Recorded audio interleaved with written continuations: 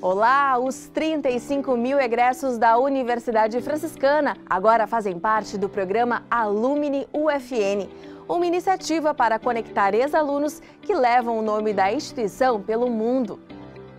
Simpósio de Ensino, Pesquisa e Extensão debate o uso consciente da inteligência artificial, com pesquisadores de diversas regiões do Brasil e convidado internacional. Mais de 800 estudantes e professores participaram das discussões e apresentaram pesquisas desenvolvidas aqui na UFN. Pesquisadora e vice-reitora Solange Binotto Fagan é reconhecida como pesquisadora destaque 2025 na área de Física, em premiação da FAPERGS. Fique com a gente, o Universo Acadêmico está no ar.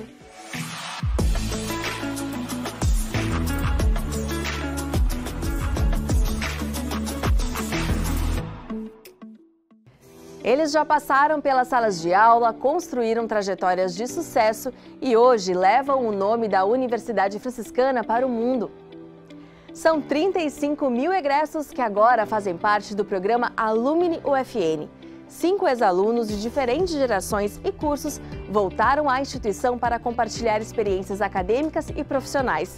Histórias que inspiram e mostram o orgulho de fazer parte dessa comunidade. Aqui eu fiz a minha graduação, fiz o meu mestrado, fiz o meu doutorado. Então é uma casa onde eu tenho um carinho muito especial, né? Porque foi aqui que eu me formei, né? Aqui onde eu me tornei uma profissional. É graças aqui que hoje eu tenho a oportunidade de estar no Uruguai trabalhando. É graças à instituição que eu consigo, né, me desenvolver e ter destaque em lugares. Para celebrar e fortalecer os vínculos com quem faz parte da Universidade Franciscana, a instituição lançou oficialmente o programa Alumni.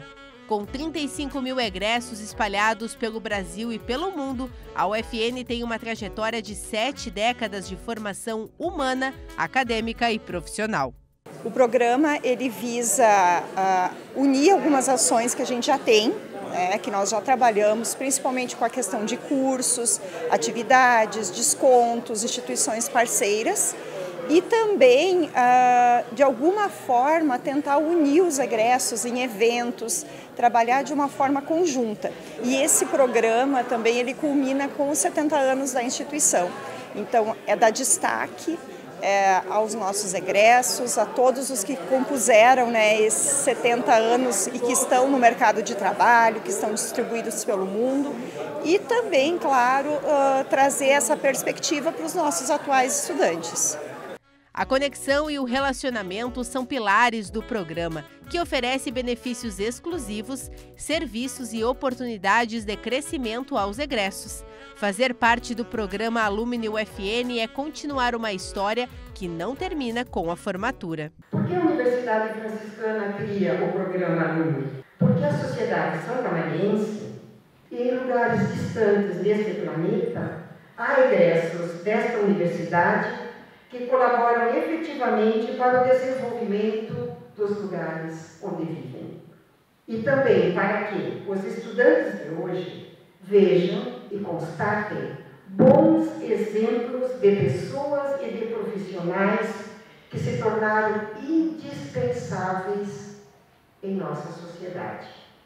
Formada em Engenharia Química com mestrado e doutorado em nanociências, a Pamela é uma dos 5 egressos que participaram do lançamento do programa.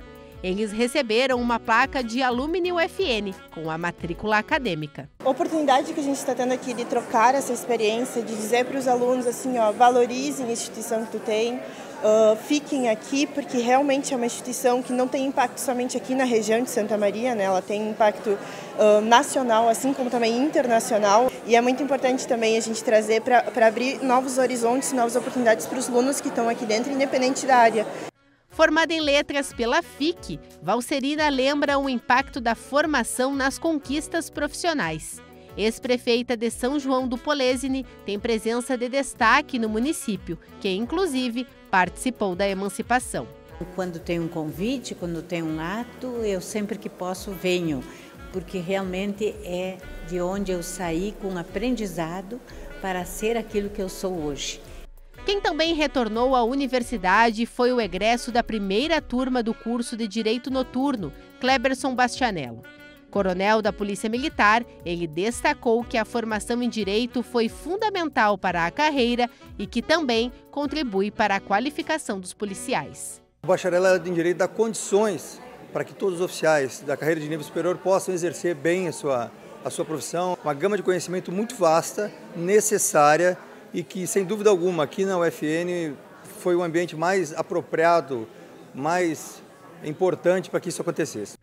Egressa do curso de jornalismo, a repórter da RBS TV Porto Alegre, Fabiana Lemos, falou sobre a importância da formação de jornalistas na atualidade. Já representando todos os egressos do quadro de colaboradores da instituição, Alencar Kolinski contou como o incentivo dos professores fez com que seguisse na pesquisa e na docência. O programa Alumni UFN é com certeza uma inovação, demonstrando essa questão da UFN como uma instituição que está sempre em movimento, em transformação e que acompanha as mudanças da sociedade. Desde lá em 2008, quando ingressei aqui na instituição, representou muito mais do que uma instituição de ensino superior e sim, de fato, uma segunda casa que me acolheu. O lançamento do programa Alumni UFN ocorreu na abertura da 29ª edição do CEP, por ser um evento institucional que congrega o ensino, a pesquisa e a extensão e conecta egressos, estudantes e futuros universitários. Uma importante iniciativa. E a inteligência artificial vem impactando a forma como vivemos, trabalhamos e aprendemos. Durante o 29º Simpósio de Ensino, Pesquisa e Extensão, pesquisadores que são referência na área discutiram como a IA está transformando a educação, a saúde, as decisões judiciais e o comportamento humano. O evento debateu o papel da tecnologia na construção de uma sociedade mais ética e responsável. A temática reforça o compromisso da UFN com a formação de profissionais preparados para os desafios da contemporaneidade.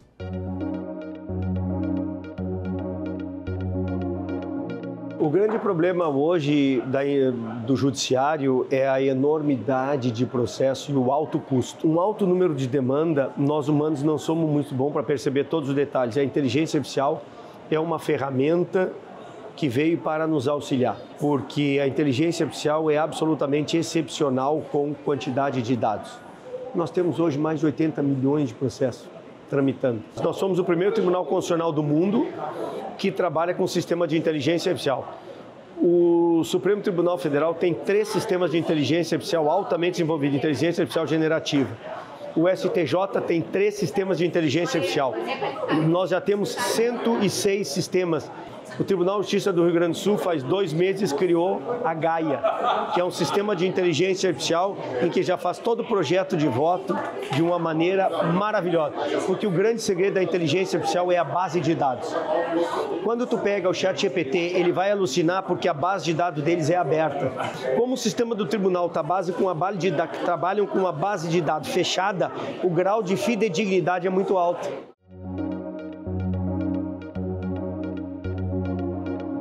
A primeira grande área vai ser a área da gestão, que já é uma realidade hoje. Os hospitais já estão usando esses algoritmos para organizar, por exemplo, a fila dos pacientes. Nem todo paciente precisa do mesmo tempo. Algum paciente vai precisar muito tempo, outro pouco, então você consegue organizar melhor essa fila entre os diferentes profissionais baseado nisso.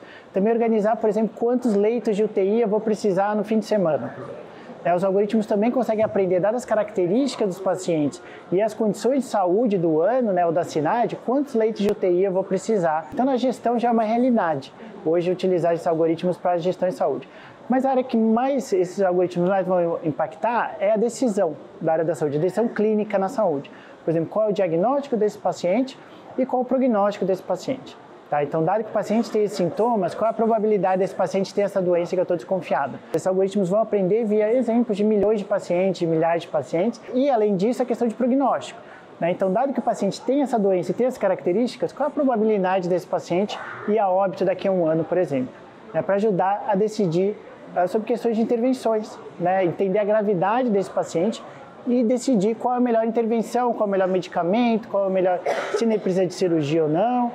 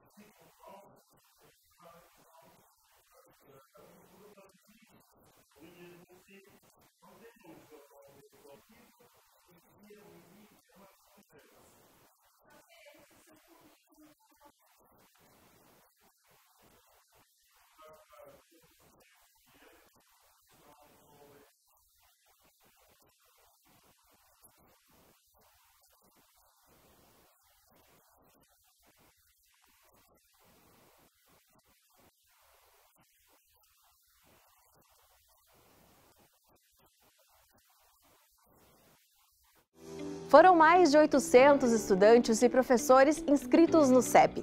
Eles participaram das discussões e apresentaram as pesquisas realizadas aqui na universidade.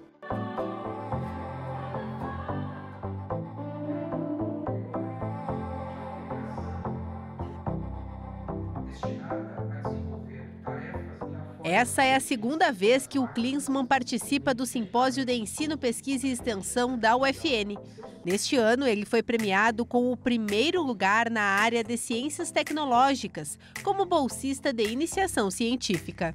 Meu trabalho ele utiliza o extrato de oliveiras, das folhas de oliveiras, onde a gente quer desenvolver um composto antiherpético, ou seja, ele tem a finalidade de atuar sobre o vírus, sobre a infecção do vírus da herpes. E os medicamentos que a gente tem hoje, em nível farmacêutico, já comercializados, os atuais cepas do vírus do herpes já adquiriram uma certa resistência a esses medicamentos. Então, usar compostos bioativos, como por exemplo o extrato de oliveira, torna-se uma alternativa, tendo em vista que o nosso corpo tem uma melhor biocompatibilidade com esses compostos do que com compostos sintéticos. Entre os 107 projetos avaliados de bolsas da FAPERG, CNPq e UFN, 12 foram selecionados para receber a premiação.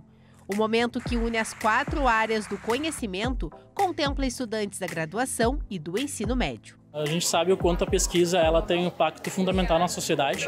O desenvolvimento de projetos, o desenvolvimento de trabalho tem um impacto fundamental na nossa comunidade, né? Então, saber que a gente tem esse reconhecimento dentro da instituição, saber que o nosso trabalho ele é valorizado, saber que o nosso trabalho vai ter uma publicação, vai ter um reconhecimento, vai ter um impacto de verdade, isso é muito positivo, né? Dá um reforço, um gás muito grande para a gente continuar pesquisando. A apresentação de trabalhos é uma das tradições do CEP, que valoriza o protagonismo dos estudantes e pesquisadores. Na 29ª edição, a UFN contou com mais de 680 trabalhos inscritos, além de 19 lançamentos de produções científicas e tecnológicas. E esses trabalhos são trabalhos bastante consolidados na universidade, são frutos de discussões já consistentes, né? Que remontam a 1 ano, 2 anos de bolsas de envolvimento junto com os professores. Com o tema Presente e Futuro, Uso Consciente da Inteligência Artificial, o CEP propôs uma reflexão sobre o papel da tecnologia na construção de uma sociedade mais ética e responsável. A temática reforça o compromisso da universidade com o pensamento crítico e com a formação de profissionais preparados para os desafios da contemporaneidade. Ele é um tema que apresenta várias perspectivas, mas ao mesmo tempo nos impõe alguns desafios que precisam ser enfrentados de uma forma crítica, reflexiva e, portanto, ética. A IA é uma tecnologia, né? E nós precisamos saber usar adequadamente ela como uma tecnologia.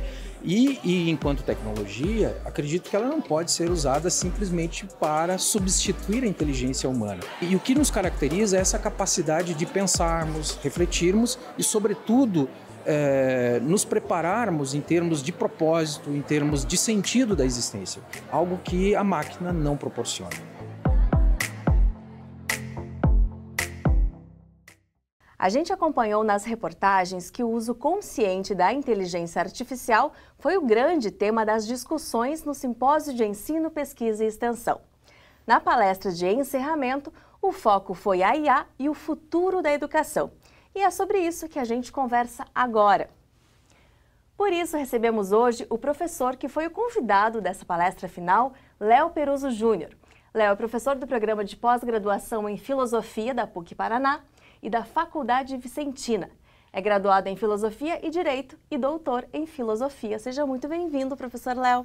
Obrigado, Bruna, pelo convite. É uma alegria muito grande estar aqui na universidade. Bom, professor, vamos direto ao ponto, né? Sobre o futuro da educação e a inteligência artificial. Como que a gente pode enxergar, então, o processo de ensino e aprendizagem nos próximos anos, considerando a inteligência artificial que está aí, faz parte do nosso dia a dia, professor? É difícil traçar um panorama completamente otimista desse futuro, porque nós tivemos nos últimos 20 anos uma ideia de que a inteligência artificial, ela, enfim, melhoraria uma série de capacidades do ponto de vista dos estudantes, do ensino, da pesquisa, e tem melhorado isso. O problema é que nos últimos anos, especialmente nos últimos talvez 4 anos, depois do uso das chamadas linguagens generativas, a gente caminha para um outro tipo de discussão, que é o uso dessas tecnologias de forma consciente em sala de aula. E parece que a gente está caminhando exatamente para uma inversão. Quer dizer, se em 20 anos nós tínhamos uma expectativa de que a inteligência artificial ela melhoraria os processos educativos, hoje existe uma série de estudos mostrando exatamente ao contrário, que o uso da inteligência de uma forma não regulada, não orientada, tem provocado maiores, digamos assim, prejuízos do que benefícios. E um desses prejuízos está associado à capacidade de memória, por exemplo. Nós temos estudos de universidades, por exemplo, na Holanda, no Reino Unido, que já mostram que estudantes que fazem uso constante de tecnologias generativas, eles têm uma redução na capacidade de transmissão neural, quer dizer, a forma como a memória está associada à própria memória, e por outro lado também há uma dificuldade de concentração. Então, não é apenas a forma como a gente está usando, é que nós não sabemos exatamente o que dessa tecnologia indica em relação a esse futuro que nós ainda não sabemos como desenhar. Então, por um lado, a gente tem melhorado alguns processos, por exemplo, aulas com transmissão online, mas por outro, o rendimento desses estudantes que fazem uso de uma forma não orientada tem criado mais prejuízo do que benefícios. Recentemente, por exemplo, a Suécia passou a adotar novamente livros físicos. Quer dizer, foi o primeiro país do mundo que há 15 anos, 16 anos, passou a usar toda a parte digitalizada, teve um ganho significativo nos primeiros anos, mas no ano passado voltou atrás e passou a usar um outro tipo de ferramenta, porque observou que o desempenho acadêmico dos estudantes está reduzindo. Existe um pesquisador francês chamado Demurger, que publicou recentemente um livro chamado A Fábrica de Cretinos Digitais. E ele mostra, através de uma série de estudos, inclusive, alguns um pouco extensos, que pela primeira vez na história, a geração dos filhos está tendo uma espécie, entre aspas, de deficiência em relação à geração anterior. Quer dizer, nós não estamos mais produzindo gerações futuras mais adaptadas, mais, entre aspas, conscientes de algumas coisas. Nós temos uma geração que está se tornando pior, entre aspas, em relação à geração dos próprios pais. Quer dizer, isso é um alerta crítico. A gente sabe que tem uma série de ferramentas, se discute muito pouco a regulamentação dessas ferramentas, e o detalhe, um relatório da ONU de 2023 indicou que, por exemplo, todas essas grandes empresas que detêm o monopólio dessas tecnologias, apenas 13% delas havia feito pesquisas medindo a eficácia dos instrumentos que elas vendem. Quer dizer, a gente está produzindo muita coisa, não sabe exatamente qual é a consequência do produto que está sendo colocado, mas do ponto de vista midiático talvez é mais fácil a gente associar a uma visão otimista do que esses efeitos que agora passam a ser discutidos e que a gente tem uma série de evidências mostrando que um uso assim descontrolado, não orientado, provoca mais déficits do que benefícios. Bom, e aí eu pergunto para o senhor, né, diante de todos esses desafios, dessa problemática, como que a gente lida então com isso? Como saber o equilíbrio? Porque tá aí, né, professor? Né, o celular está aqui, na mão a gente já pesquisa rapidamente sobre um assunto, já faz comparações. Como que a gente deve usar, então, essa tecnologia que está aí? Como ter esse cuidado, saber o limite? Parece que assim alguns indicativos, né, sobre esse uso consciente, eles indicam, por exemplo, a quantidade de tempo e a quantidade de funções que nós usamos nesses equipamentos. Por exemplo, para crianças, há pesquisas que demonstram que até 6 anos de idade, o tempo de exposição deve ser um tempo muito reduzido. Só que as pesquisas estão mostrando ao contrário, que, por exemplo, crianças até 1 ano de idade, têm ficado 50 minutos usando já, enfim, as telas. Isso tem um impacto e uma deficiência em outras habilidades, que são as habilidades, por exemplo, cognitivas, que exigem um tipo de esforço. Então parece que um ponto importante é a definição do tempo que nós associamos às telas e os tipos de funções que nós nos negamos a fazer porque as telas fazem de forma mais fácil. Por exemplo, nós temos um celular, nós temos um sistema de comunicação, nós sequer sabemos o nome e o número das pessoas que estão no celular. Parece ingênuo que o fato de não saber o número e o nome não provoca nenhum tipo de alteração a curto prazo. Mas a longo prazo a capacidade de memória é completamente afetada.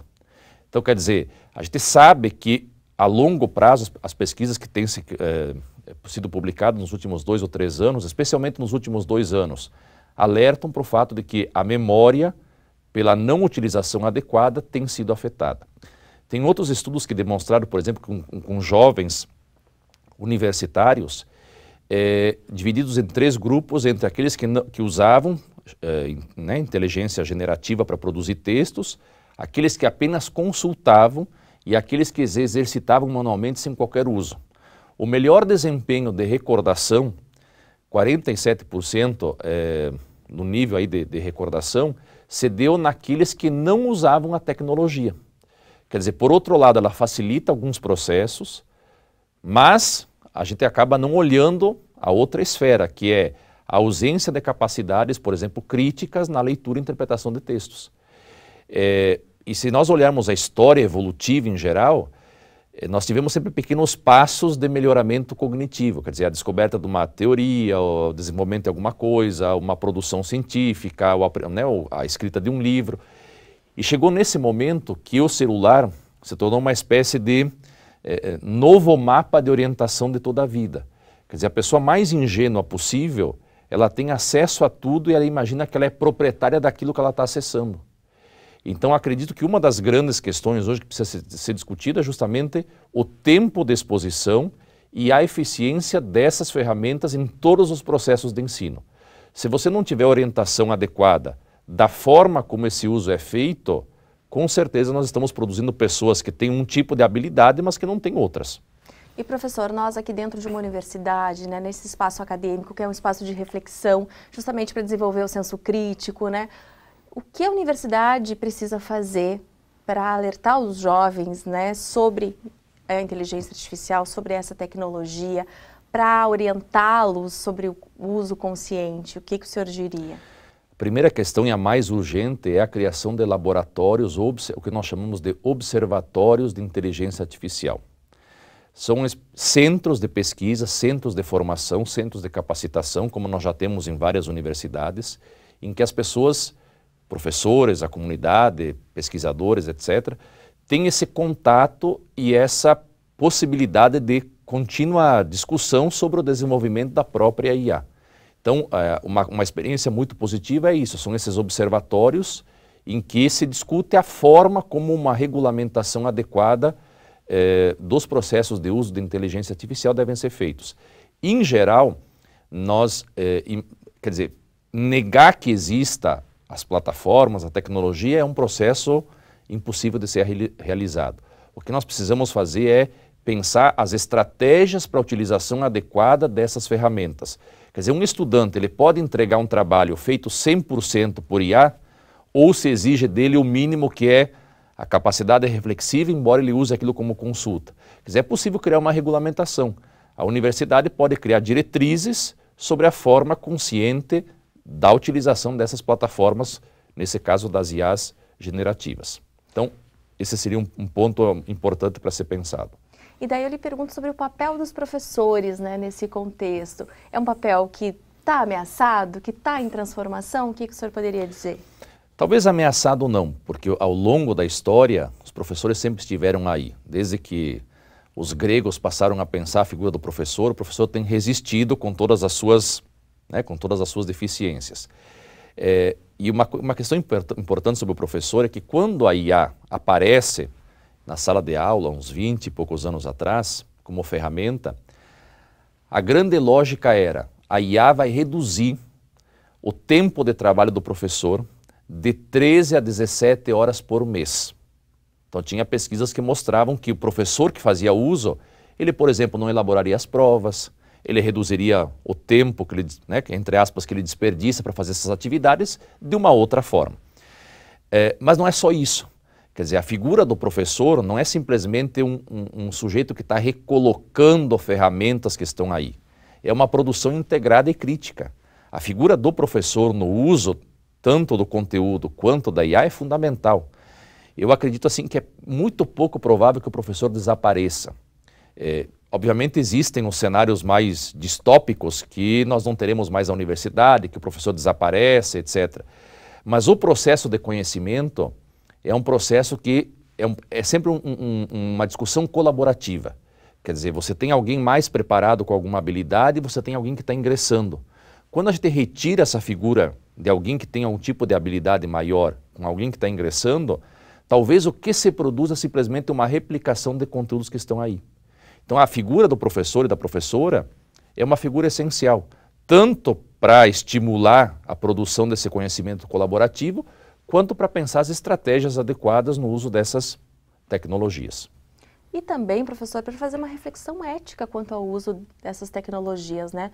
Sobre o ponto de vista ético, que cuidados a gente deve ter, precisa se ter, né? Para conduzir melhor essa relação com a IA. É a consciência no uso. Nós vivemos um cenário da IA em que nós podemos alterar constantemente não mais o nosso caráter, é o nosso perfil. Talvez na geração dos nossos pais, as pessoas carregavam, dos nossos avós mais antigos, as pessoas carregavam uma coisa que era o caráter, quer dizer, o traço de coisas que identificam ela ao longo do processo social. Na geração dos nossos pais, nos anos 60, 70, 80, nós temos uma transformação que é a transformação para a ideia de valor.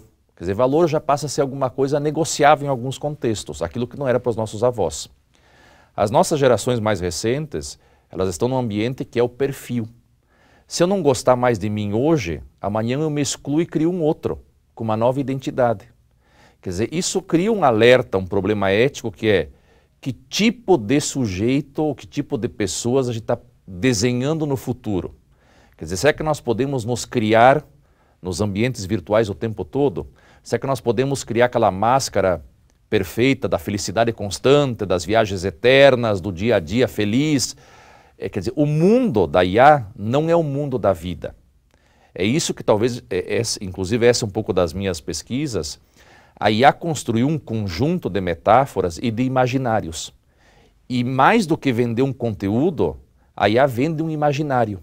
É esse imaginário que sustenta, quer dizer, um mundo em que nós temos 5 mil amigos numa rede social, mas que desconhecemos o nome do professor em sala de aula. É um pouco estranho. Quer dizer, não é um problema do acesso a isso, porque todos têm acesso, em geral, dependendo de alguns contextos. O problema é como é que a consciência está sendo estimulada para esse outro cenário em que nós criamos identidades o tempo todo.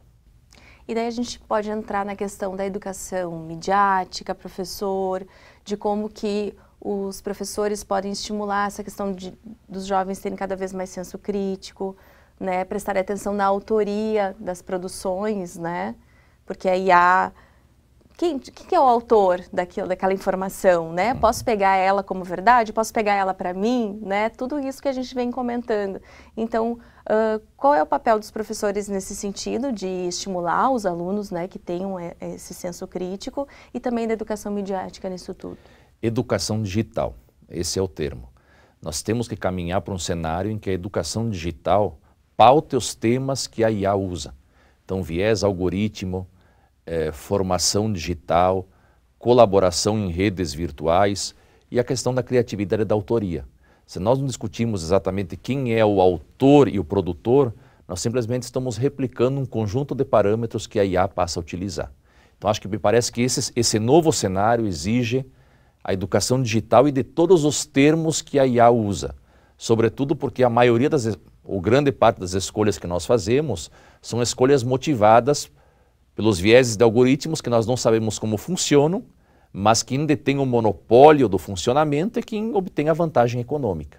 Então acho que me parece que essa é a nova dinâmica. Não é mais o que é a IA, mas para que a IA serve. É uma mudança de pergunta e uma mudança também de paradigma.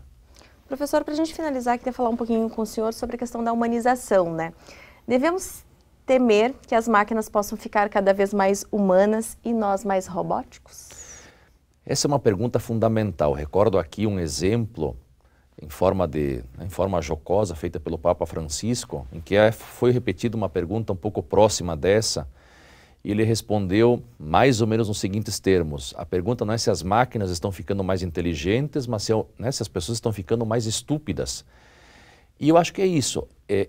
Quando a calculadora digital entra nos cursos de engenharia nos anos 60, em que você elimina a régua e você passa a usar uma calculadora, havia toda uma desconfiança de que as pessoas perderiam certas habilidades. E hoje, de fato, os engenheiros usam bem a calculadora e não usam mais a régua que se usou ao longo do tempo.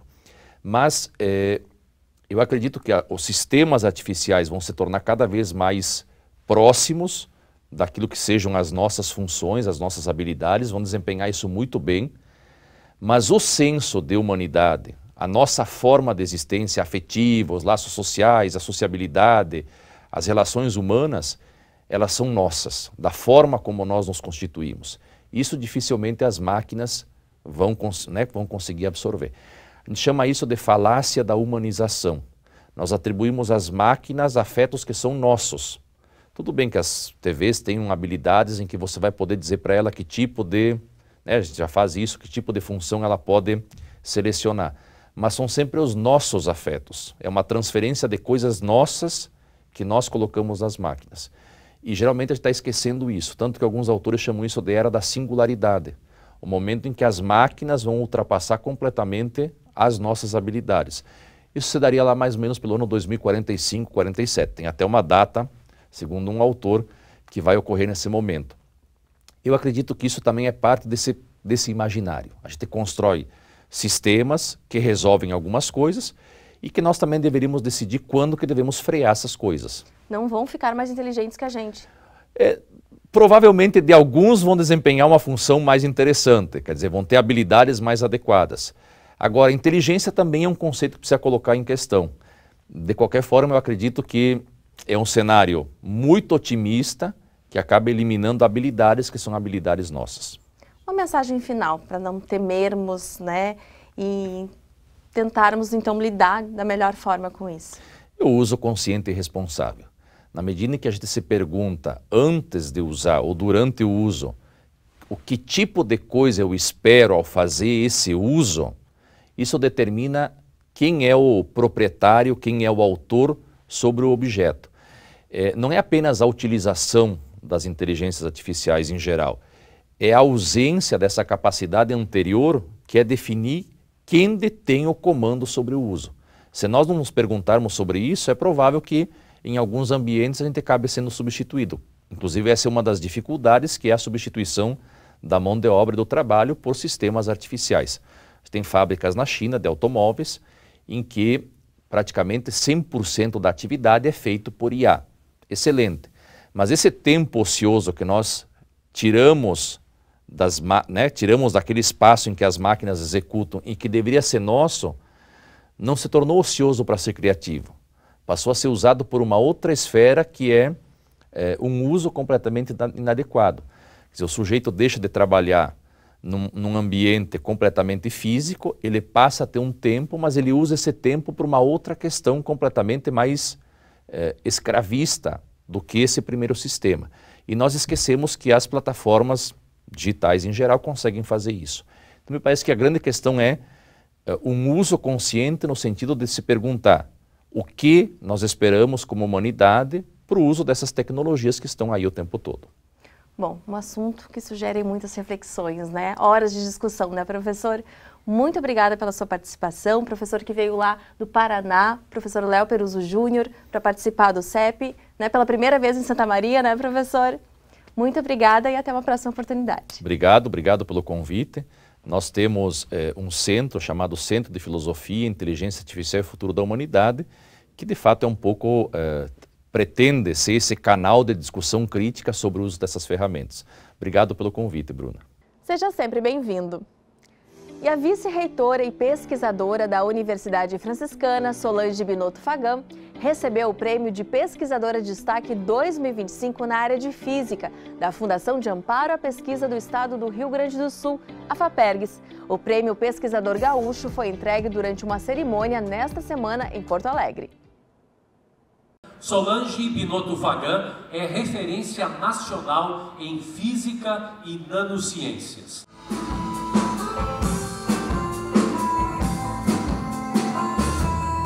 O átomo que inspira o troféu representa um universo invisível que impulsiona a ciência e a tecnologia. Muito além do que os olhos podem ver, está a pesquisa da professora Solange Binotto Fagan. Doutora em Física, ela desvenda o mundo da nanociências, que estuda a matéria em escala nanométrica, com dimensões de 1 bilionésimo de metro.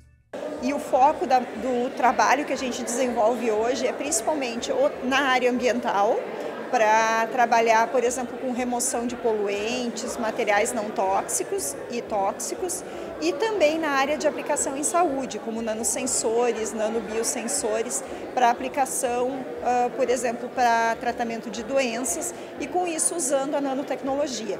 Sempre aliando, né, a simulação com os experimentos para tentar fazer um produto final que seja viável para esses fins. E é um impacto muito grande, né, receber no Rio Grande do Sul uma premiação na área de Física. O Prêmio Pesquisador Gaúcho, concedido pela FAPERGS, reconheceu o trabalho de 15 pesquisadores e profissionais da academia, dos setores público, industrial, empresarial e da comunicação. Solange foi a pesquisadora de destaque na área de Física e Astronomia. Os premiados foram avaliados por critérios como a produção científica e tecnológica e a inserção internacional. Nós temos uma alta densidade de pesquisadores aqui, a mais alta entre os estados brasileiros. E o Prêmio Pesquisador Gaúcho visa justamente homenagear estes pesquisadores. Então aqui, com este evento, nós estamos proporcionando a esses pesquisadores um reconhecimento da FAPERGS e da sociedade gaúcha como um todo. O tema desta edição foi a ciência para a reconstrução e resiliência, que reforça a importância dos investimentos em pesquisa para o desenvolvimento do Estado.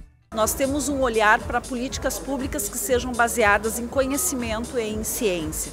Nós precisamos de investimentos nestas áreas vinculados às universidades, às ICTs, aos ambientes de inovação, para que seja frutífero tudo que a gente possa gerar como Estado do Rio Grande do Sul para fortalecer toda esta lógica que traz consigo, né, a construção de um Estado mais resiliente e que esteja casado com isso políticas públicas que façam sentido com um olhar para a ciência. Ao longo das 15 edições do prêmio, Solange é a segunda mulher a ser reconhecida como pesquisadora de destaque na categoria de Física e Astronomia. E é justamente para valorizar e incentivar o protagonismo feminino nessa área que a pesquisadora coordena projetos como a Rede Nacional de Mulheres na Nanociências. A premiação é sempre muito importante pelo destaque que dá. Quando eu ganhei o prêmio da L'Oréal em 2006, eu usei esse prêmio para começar a ir para as escolas, falar sobre ciência, apresentar para muitos estudantes que não sabiam que o cientista poderia viver no meio deles. A Rede Nacional, ela traz esse exemplo, porque hoje a gente está em todas as regiões do Brasil, em mais de 20 estados, levando essa proposta de apresentar para meninas, e as meninas estão colocando mão na massa, né? Fazendo o que a gente chama de nanocircuito, entrando nos laboratórios, fazendo ciência, estudando ciência. Muitas desse projeto, inclusive, já foram premiadas na Olimpíada de Nanotecnologia esse ano, que já é um resultado interessantíssimo, né, do impacto desse nosso projeto. Orgulhosos, familiares e colegas da Universidade Franciscana acompanharam a cerimônia de premiação que ocorreu no Centro de Eventos da Fiergs, em Porto Alegre. E não só como irmã, mas também como ser mulher vencedora, batalhadora, onde a gente saiu lá de Vorá, longe, no campo, e conseguimos enfrentar, principalmente ela, né? Enfrentar toda essa batalha e conquistar hoje aquilo que ela conquistou. É uma alegria muito grande. Uma noite para celebrar o conhecimento e a ciência do Rio Grande do Sul.